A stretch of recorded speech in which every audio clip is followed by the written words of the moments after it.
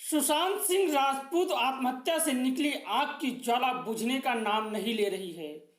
रोज किसी न किसी नए माफिया का नाम सामने आ रहा है और लोग इस केस के बारे में निष्पक्ष जांच की मांग कर रहे हैं।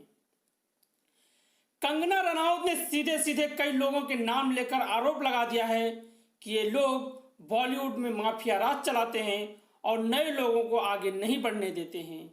जो इनकी बात मानने से मना कर देता है उसके खिलाफ मनगढ़ंत बातें गढ़ी जाती हैं और उसे मौत के मुंह में ढकेलने का प्रयास किया जाता है।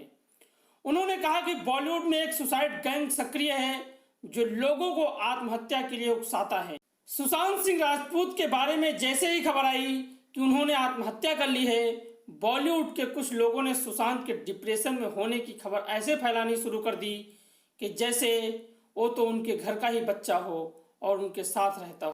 और कुछ लोगों ने तो यहाँ तक कह दिया कि मुझे तो पहले से ही पता था कि सुशांत सिंह आत्महत्या करने वाला है।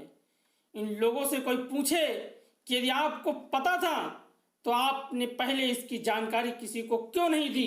कहीं ऐसा तो नहीं कि सुशांत की आत्महत्या के पीछे इन लोगों का ही हाथ हो और अब खुद को बचाने के लिए सुशांत को पागल और दीवाना साबित करने में लगे हों। इन लोगों को लगता है कि बॉलीवुड तो उनके बाप की बपौती है और यहाँ जो भी काम करे वो इन रसूखदार और रईस लोगों की रखैल बन के करे। पहले महाराष्ट्र के गृह मंत्री ने कहा था कि हम इस केस की पूरी जांच करवाएंगे।